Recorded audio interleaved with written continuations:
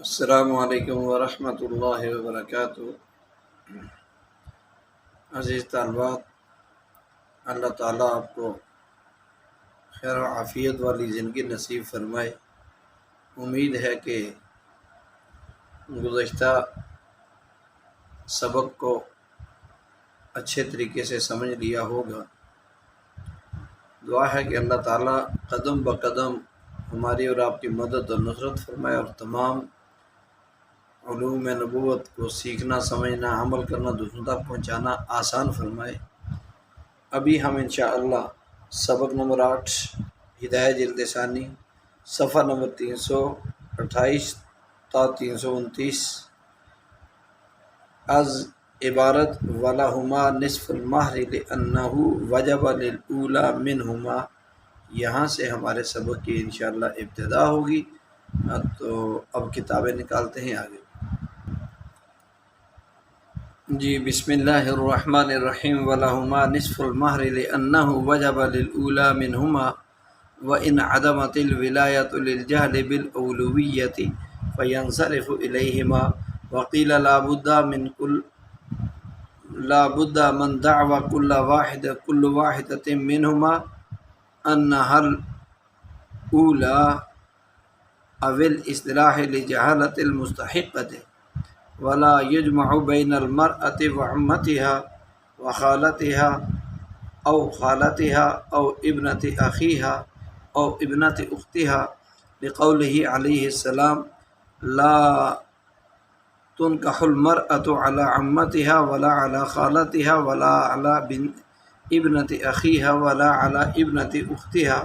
وهذا مشهور يجوز الزيادة على الكتاب بمثله،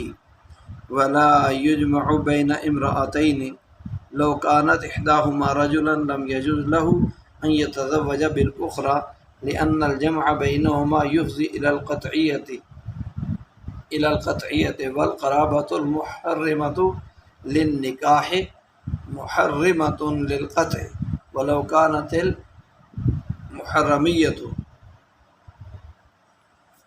كانت المحرمية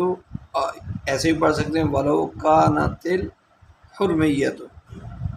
محرمية بينهما بسبب الرضاع تحرم لما روينا من قبل۔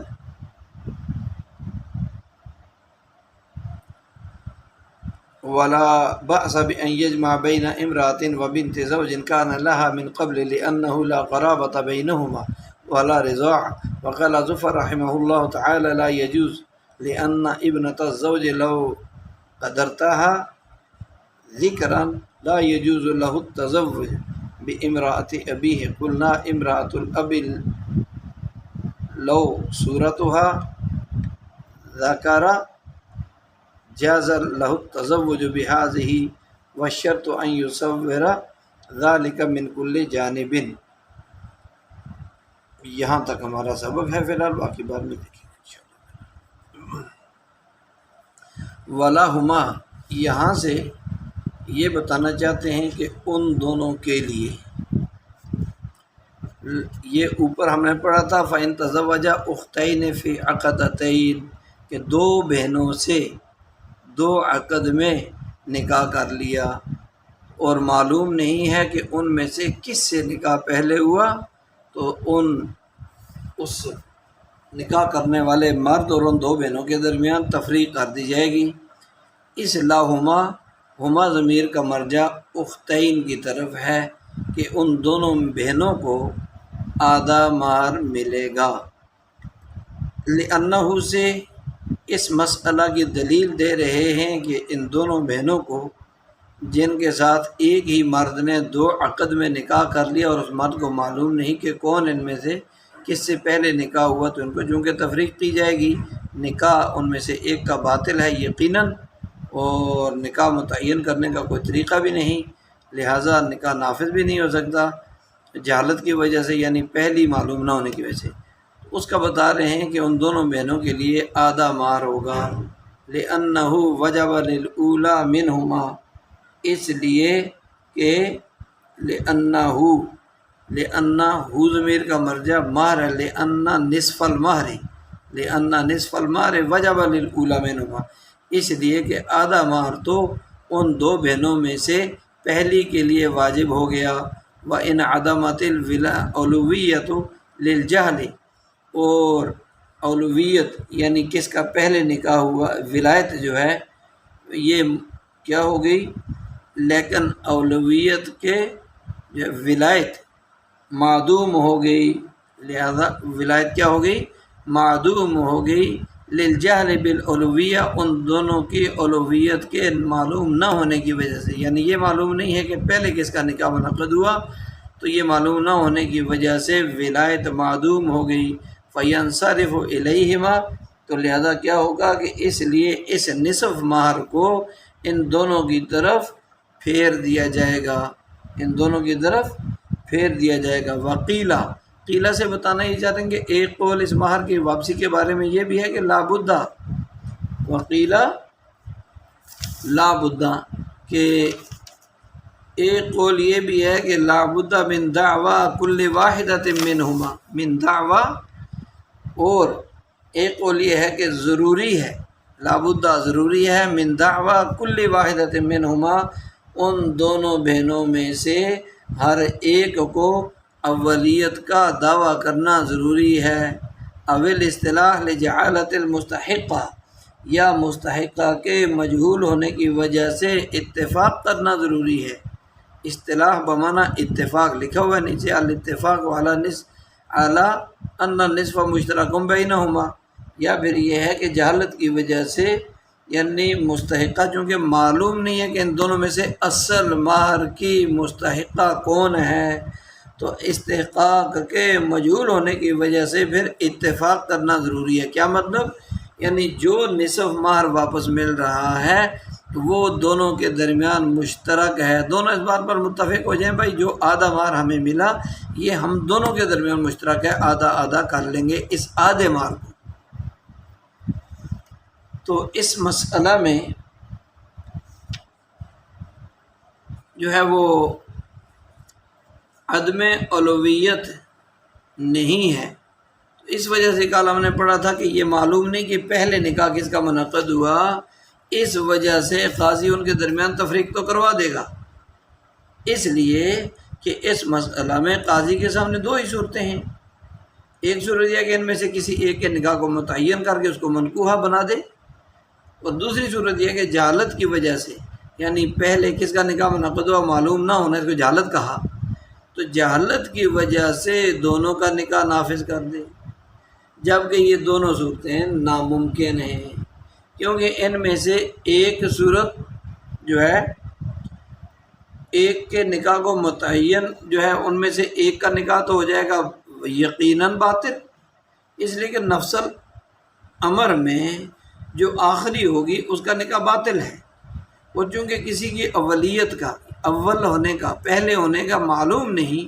اس لیے کسی ایک کو منکوحہ قرار دینا کہ اس کے نکاح میں ہے، نکاح ہو گیا، یہ قرار دینے میں بھی ترتیب الامر لازم آتا ہے۔ یہ کل بتائی تھی بات، دوبارہ اس لیے بتائی تاکہ اگلا مسئلہ سمجھنا آسان رہے، ٹھیک ہے جی۔ تو وَلَهُمَا نِصْفَ الْمَهْرِ، اس عبارت سے وَلَهُمَا نِصْفَ الْمَهْرِ سے یہ سمجھانا مقصود ہے کہ صورت مسئلہ میں جو بیان ہوئی دونوں منکوحہ بہنوں کو آدھا مہر ملے گا، ایسی دو بہنیں جن کا دو عقد میں نکاح ایک ہی مرد سے ہوا تو دونوں کو آدھا مہر ملے گا۔ مثلا کسی کا 10,000 روپے مہر مقرر تھا، اگر مہر 10,000 مقرر ہوا تھا تو دونوں کو جو ہے 10 کا آدھا 5 ہے، تو لہٰذا کیا ہوگا کہ دونوں کو مجموعی طور پر 500 روپے مل جائیں، 5,000 روپے ملیں گے، ان 5,000 میں سے 2,500 ایک رکھے گی اور 2,500 دوسری کے حصے میں آ جائے گا۔ وجہ کیا ہے اس کی آدھا مہر ملنے کی، کہ چونکہ مہران میں سے در حقیقت صرف ایک ہی مہر جو ہے ان میں سے ایک کے لیے ثابت ہوا، کیونکہ دوسری کا تو نکاح یقینی باطل ہو گیا، اور چونکہ یہ تفریق قبل دخول ہے، دخول یعنی صحبت نہیں ہوئی، تو اس لیے جب کسی عورت کو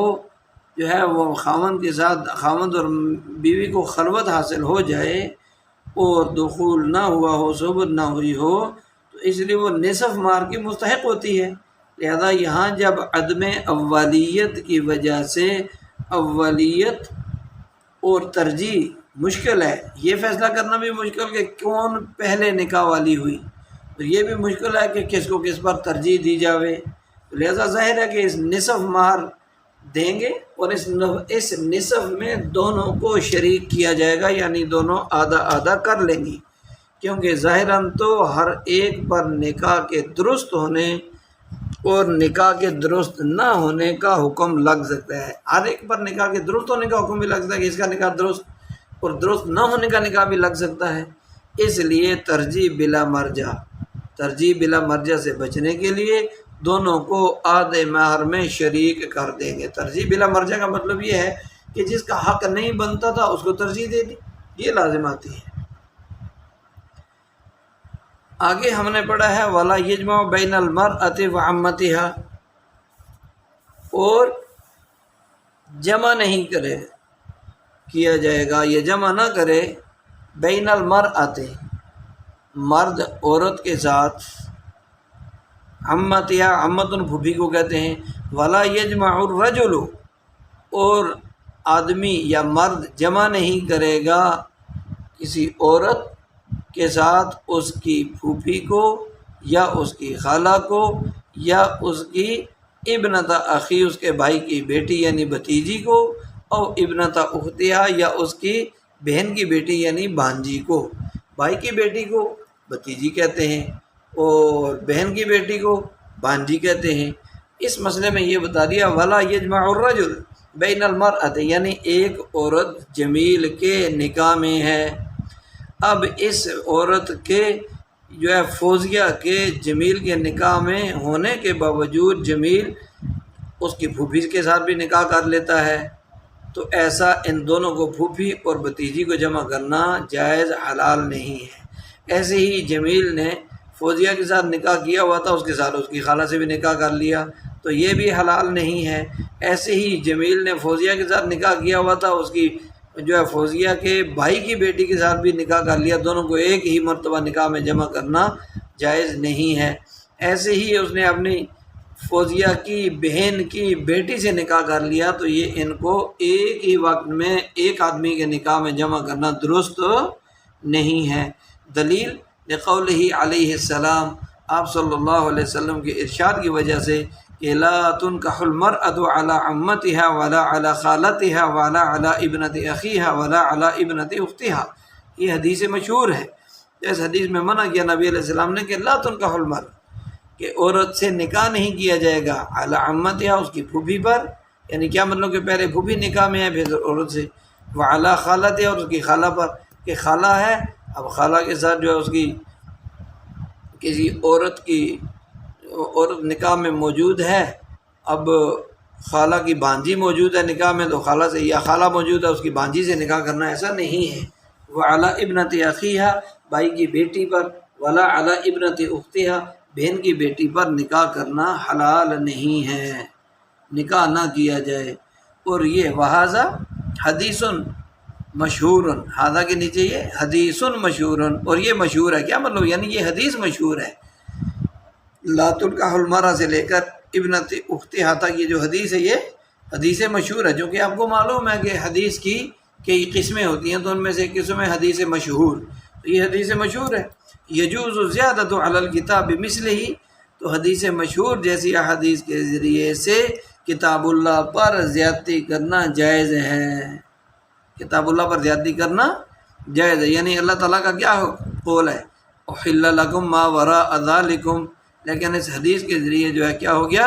اس کو منع کر دیا گیا۔ تو یہاں اس عبارت کا خلاصہ یہ ہے کہ اگر کسی آدمی نے کسی عورت سے نکاح کر رکھا ہے اور اس عورت کے اپنے نکاح میں موجود ہوتے ہوئے اسی عورت کی پھوپھی سے یا اسی عورت کی سکی حقیقی خالہ سے، اس کی بھتیجی یعنی بھائی کی بیٹی سے، یا اس کی بھانجی یعنی بہن کی بیٹی سے اس آدمی کے لیے نکاح کرنا جائز نہیں ہے۔ کیوں کہ حدیث شریف میں پھوپھی وغیرہ کے ہوتے ہوئے ان کی بھتیجی سے، ان کی بھانجی سے، یا بھتیجی اور بھانجی کے ہوتے ہوئے خالہ اور پھوپھی سے نکاح کرنا سے منع کیا گیا ہے۔ اس حدیث کو امام مسلم، امام ابو داؤد اور امام ترمذی رحمہ اللہ نے بیان فرمایا ہے، اور یہ حدیث مشہور ہے۔ اور حدیث شریف کا مضمون اگرچہ محرمات کے بارے میں قرآن کریم کی جو آیت ہے وَأُحِلَّ لَكُم مَّا وَرَاءَ ذَلِكُم، محرمات کا تذکرہ کر کے آگے اللہ نے فرمایا وَأُحِلَّ لَكُم مَّا وَرَاءَ ذَلِكُم، کہ جتنے رشتے قرآن کریم کے اندر ذکر کر دیے ان کے علاوہ جو رشتے ہیں وہ تمہارے لیے حلال ہیں۔ تو یہ حدیث تو اس کے خلاف کر رہی ہے، حدیث اس کے مخالف ہے، مگر چونکہ یہ حدیث مشہور اور مقبول ہے، یہ اس درجے کی حدیث ہے کہ اس درجے کی احادیث کے ذریعے سے کتاب اللہ کی حلت مطلقہ کو مذکورہ صورتوں کے ساتھ مخصوص اور مقید کرنا درست ہے۔ مقید یعنی قید لگانا، اس سے کتاب اللہ پر کوئی آنچ، کوئی حرج نہیں آئے گا۔ تو آگے ہے وَلَا يَجْمَعُ بَيْنَ امْرَأَتَيْنِ لَوْ كَانَتْ إِحْدَاهُمَا رَجُلًا لَمْ يَجُزْ لَهُ أَنْ يَتَزَوَّجَ بِالْأُخْرَى، وَلَا يَجْمَعُ الرَّجُلُ، اور کوئی مرد دو عورتوں کو جمع نہیں کرے، کس صورت میں؟ لو کانت، کہ اگر ہو احداہما، ان دو عورتوں میں سے ایک، رجلاً، مرد ہو، دو عورتوں کو ایک مرد اپنے نکاح میں جمع نہیں کرے گا، اس طریقے سے کہ اگر ان دو عورتوں میں سے فرضی طور پر ایک مرد ہو تو لم یجوز لہو، یعنی لہذا الرجل، تو اس مرد کے لیے دوسری سے نکاح کرنا جائز نہیں ہے، لأن الجمع بینہما یفضی الی القطعیہ، اس لیے کہ ان دو رشتوں کے مابین جمع کرنا قطع رحمی کا سبب بنے گا، قطع رحمی کا سبب بنے گا، قطعیت الرحم لأن المعادات عادت بین الذرائر، تو یہ قطع رحمی کا سبب بنے گا۔ ولو کانت الحرمیۃ، یہ پہلے میں نے بتا دیا، ولو کانت الحرمۃ بھی پڑھ سکتے ہیں، ولو کانت المحرمیۃ بھی پڑھ سکتے ہیں، بینہما بسبب رضا ہی، اگرچہ اور اگر ولو کانت اور اگر ہو قرابت، اور اگر وہ قرابت ہو، ولو کانا، اور اگر وہ قرابت ہو بینہما، ان دونوں کے درمیان وہ قرابت ہو، کس کی وجہ سے؟ وہ قرابت جو نکاح کو حرام کرنے والی ہے، اور اگر ان دونوں کے درمیان وہ قرابت ہو جو کیا ہے؟ والقرابت ہو، اور وہ قرابت حرام کرنے والی ہو نکاح کو، محرمۃ للقطع، وہی قطع رحم کے لیے بھی محرم ہے۔ اور وہ قرابت اصل بات یہ چل رہی تھی، لأن الجمع بینہما یفضی الی القطعیہ، کہ ان دونوں کے درمیان جمع کرنا یہ ان کو کہاں لے جائے گا؟ قطع رحمی کی طرف لے جاتا ہے، یفضی الی القطعیہ یعنی قطع رحمی کا سبب بنے گا، اور وہ قرابت یعنی ان کی رشتہ داری، والقرابت، اور وہ قرابت جو محرمہ حرام کرنے والی ہے، للنکاح، نکاح کو، یہ المحرمہ کے شروع میں الف لام جو ہے اللاتی کے معنی میں ہے، والقرابۃ اللاتی محرمۃ للنکاح، اور وہ قرابت جو نکاح کو حرام کرنے والی ہے، محرمۃ للقطع، وہی قطع رحمی کے لیے بھی محرم ہے، وہ قطع رحمی کے لیے بھی کیا ہے؟ محرم ہے۔ اور اگر ولو کانت المحرمیۃ یا ولو کانت الحرمۃ بینہما، اور اگر ان دونوں کے مابین حرمت رضاعت کی وجہ سے ہو، حرمت ان دونوں کے درمیان بسبب رضاعت یعنی دودھ پینے پلانے کی وجہ سے ہو، تو تحرم لما روینا من قبل، تو پھر کیا ہوگا؟ رضاعت تو ان دونوں کے مابین جمع کرنا حرام ہو جائے گا، لما، اس روایت کی وجہ سے جو ہم نے پہلے روایت کر دی، یا اس دلیل کی وجہ سے جو ہم نے پہلے بیان کر دی۔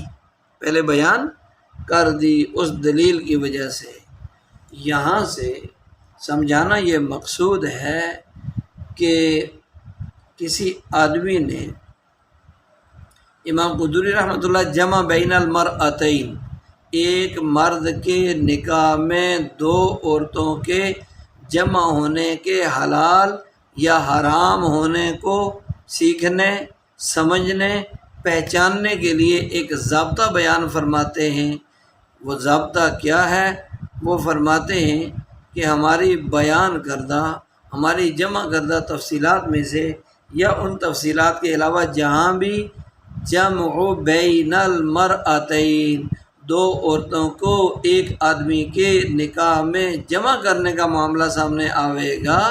وہاں یہ دیکھا جائے گا کہ جن دو عورتوں کو جمع کیا گیا ہے، اگر ان میں سے ایک عورت کو ہم مرد تصور کر لیں، یہ فرضی طور پر ہے، ٹھیک ہے، ان دو عورتوں میں سے ایک کو ہم تھوڑی دیر کے لیے مرد مان لیتے ہیں، مذکر مان لیتے ہیں، تو آیا ان دونوں کے درمیان نکاح درست ہے؟ مثلا پھوپھی اور بھتیجا، ٹھیک ہے جی، نکاح درست ہے یا درست نہیں ہے؟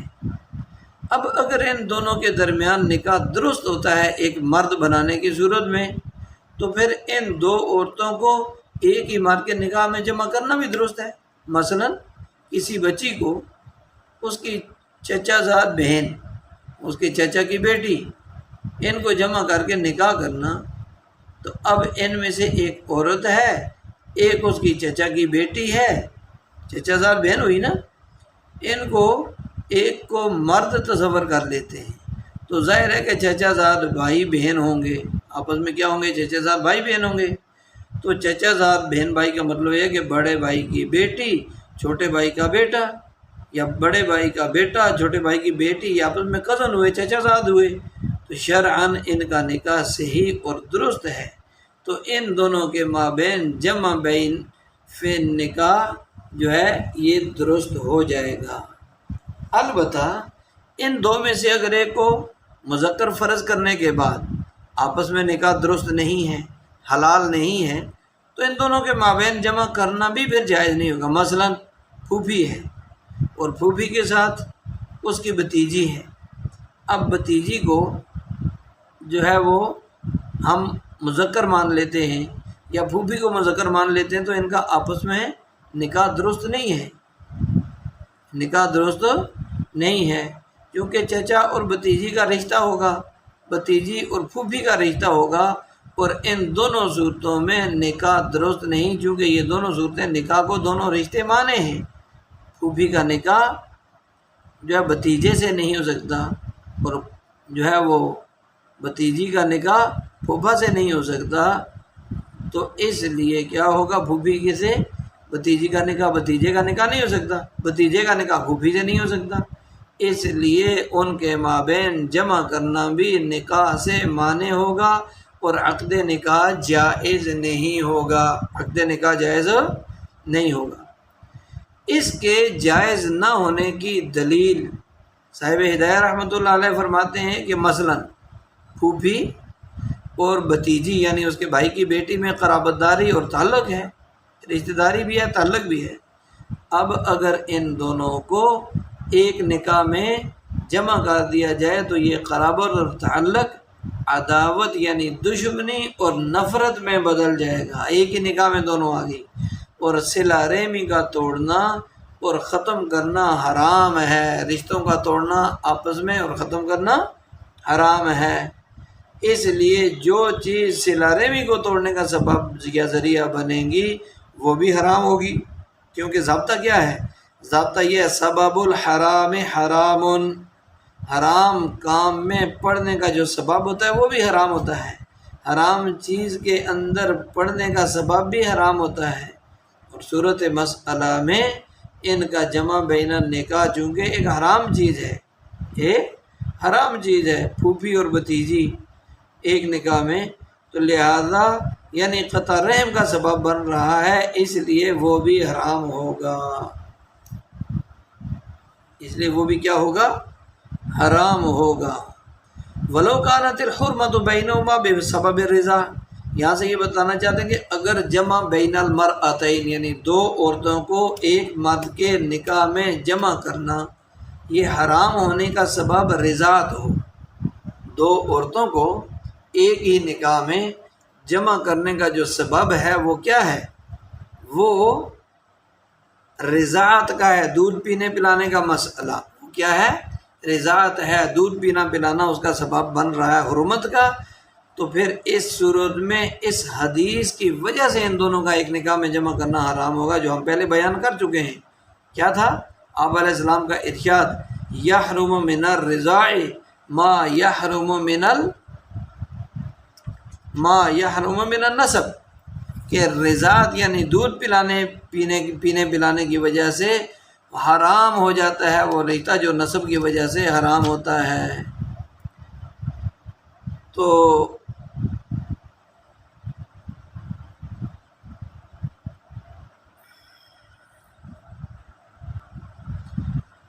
آگے ہم نے پڑھا تھا وَلَا بَأْسَ بِأَنْ يَجْمَعَ بَيْنَ امْرَأَةٍ وَبِنْتِ زَوْجٍ كَانَ لَهَا مِنْ قَبْلٍ، اور کوئی حرج نہیں ہے، لا بأس کوئی حرج نہیں ہے، کس بات میں؟ بِأَنْ يَجْمَعَ اس بات میں کہ شوہر جو ہے وہ جمع کرنے میں، بِأَنْ يَجْمَعَ جمع کرنے میں، بین امرأۃ و بنت زوج عورت اور اس کے شوہر کی بیٹی کو ایک نکاح میں جمع کرنے میں کوئی حرج نہیں ہے۔ مثلا ابو بکر، اس کے نکاح میں ایک عورت آ گئی، اب یہ جو عورت آئی ہے تو اس کے ساتھ تو ہو گیا نکاح، لیکن اس عورت کی شادی پہلے کہیں اور ہوئی تھی، وہاں سے یہ ایک بیٹی لے کر آئی ہے، کانا لہا من قبل جو پہلے سے ہے یعنی پہلے شوہر سے، تو اس بیٹی کے ساتھ بھی یہ آدمی نکاح کر لیتا ہے، تو اس عورت اور اس کے سابق شوہر کی بیٹی کو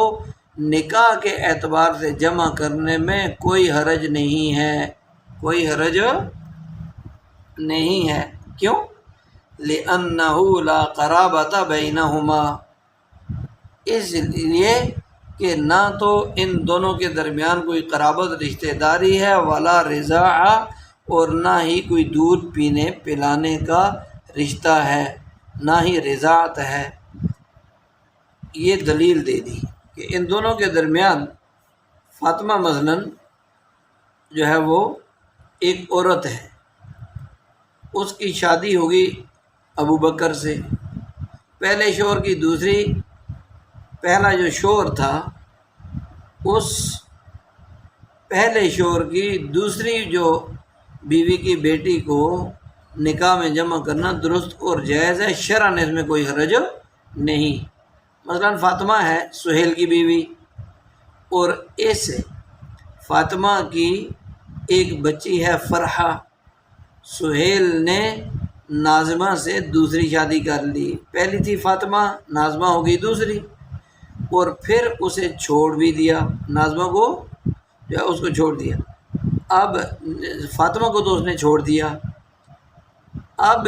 جو دوسری سے نکاح کیا ہے ناظمہ سے اور سہیل کی بیٹی فرحہ، ان کو ایک نکاح میں جمع کرتا ہے تو اس جمع کرنے میں کوئی حرج نہیں ہے، اس لیے کہ حرمت جمع کے دو ہی سبب ہیں، حرمت جمع کے یعنی دو عورتوں کو جمع کرنے کے حرام ہونے کے دو سبب ہیں، ایک قرابت داری یعنی حقیقی رشتہ داری، اور دوسرا رضا دودھ پینے پلانے کی رشتہ داری، اور وہ دونوں سبب یہاں پر معدوم ہیں، لہذا یہ جمع کرنا جائز اور درست ہوگا۔ وقال ظفر، امام ظفر رحمۃ اللہ علیہ فرماتے لا یجوز، کہ کسی عورت اور اس کے سابق شوہر کی بیٹی کو ایک مرد کے نکاح میں جمع کرنا لا یجوز جائز نہیں ہے، کیوں؟ لأن ابنۃ الزوج لو قدرتها، کہ اگر وہ فرماتے ہیں امام ظفر رحمۃ اللہ علیہ کہ یہ صورت جائز نہیں، اس لیے کہ اگر پہلے شوہر کی بیٹی کو مذکر فرض کر لو، لو قدرتها، اگر تو فرض کر لے ذکرن مذکر، لا یجوز لو تزوج بامرأۃ ابیہ، تو اس کو مرد تصور کر لیں تو پھر اس کے لیے اپنے ہی باپ کی بیوی سے نکاح کرنا جائز نہیں ہوگا، جائز نہیں ہوگا۔ یعنی امام ظفر یہ فرماتے ہیں کہ عبداللہ ہے، عبداللہ فاطمہ کا سابقہ شوہر ہے، ٹھیک ہے جی۔ اب فاطمہ جو ہے وہ کیا ہو گیا، فاطمہ کا شوہر ہے عبداللہ، فاطمہ عبداللہ کی بیوی ہے، اور اس کی بیٹی جو ہے فرحہ، اس کو ہم فرض کر لیتے ہیں، مذکر مرد تصور کر لیتے ہیں۔ تو آیا یہ لڑکا اپنے باپ کی بیوی یعنی دوسری شادی سے نکاح کر سکتا ہے؟ دوسری شادی نے کر لی ہے فاطمہ ناظمہ کے ساتھ، تو یہ لڑکا تو اس کے ساتھ نکاح نہیں کر سکتا چونکہ باپ کے نکاح میں ہے، تو اس لیے وہ فرماتے ہیں کہ جائز نہیں ہے۔ قلنا سے احناف امام ظفر رحمۃ اللہ علیہ کے مذہب اور دلیل کا جواب دے رہے ہیں، امرأۃ الاب لو صورتها ذکرا جاز له التزوج بهذه، کہ اگر باپ کی بیوی کو مذکر فرض کر لو، باپ کی بیوی کو مذکر فرض کر لو تو اس کے لیے اس لڑکی سے نکاح کرنا جائز ہوگا۔ باپ کی بیوی کو مذکر فرض کر لو، مثلا سہیل کی بیٹی ہے فرحہ، اور سہیل کی جو بیوی ہے، جو پہلی بیوی ہے وہ فاطمہ جس سے یہ فرح ہے، لیکن دوسری بیوی ہے ناظمہ، تو اب ناظمہ کو مرد تصور کر لو کہ یہ سہیل کی جو ہے وہ بیوی نہیں بلکہ یہ مرد ہے، تو اب کیا ہو جائے گا، اس کے لیے اس لڑکی سے نکاح کرنا جائز ہوگا۔ شرط یہ ہے کہ اس کو ہر جانب سے فرض کیا جائے، شرط یہ ہے کہ اس کو ہر جانب سے فرض کیا جائے۔ کیا مطلب کہ احناف کہتے ہیں کہ ہمارے ضابطے پر ذرا غور تو کریں، کیا ایسا لگتا ہے کہ سرسری، یعنی اگر آپ بغور ہمارے ضابطے کو پڑھیں گے، غور فکر کریں گے تو حقیقت سامنے آ جائے گی کہ ضابطے کے اندر مذکر فرض کرنے سے مراد یہ ہے کہ دونوں کو علیحدہ علیحدہ دو مرد تصور کرنے کی صورت میں ایک دوسرے سے ان کا نکاح درست نہ ہو، اور یہاں تو بیٹی کو مذکر فرض کر رہے ہیں کہ بے سہیل کی بیٹی فرحہ کو مذکر فرض کر لیا، تو اس صورت میں اگرچہ عورت کے منکوحۃ الاب ہونے کی وجہ سے ان کا آپس میں نکاح تو درست نہیں ہے، کیونکہ اس بچی کی ماں اس بچی کو بچہ مان لیتے ہیں، لیکن اس کی جو ماں وہ تو اس کے نکاح میں ہے، باپ کی نکاح درست نہیں۔ لیکن اگر خود عورت کو مذکر فرض کر لیا جائے تو اس صورت میں بیٹی چونکہ اجنبی لڑکی رہ جائے گی، تو اجنبی عورت سے نکاح کرنا بلا شبہ درست اور جائز ہے۔ تو خلاصہ یہ ہوا کہ جانبین سے نکاح کا عدم جواز ثابت ہو، اور یہاں صرف ایک طرف سے عدم جواز ثابت ہو رہا ہے، اس لیے اس صورت مذکورہ میں نکاح درست اور جائز ہوگا، اس لیے کہ یہ بھی ایک ضابطہ ہے۔ اذا فات الشرط فات المشروط، جب شرط فوت ہو جاتی ہے تو جس چیز کے لیے شرط باندھی تھی وہ بھی فوت ہو جاتا ہے۔ دعا ہے کہ اللہ تعالی ہمیں ان اسباب کو سیکھنا، سمجھنا، عمل کرنا اور پوری دنیا تک پہنچانا آسان فرما دے۔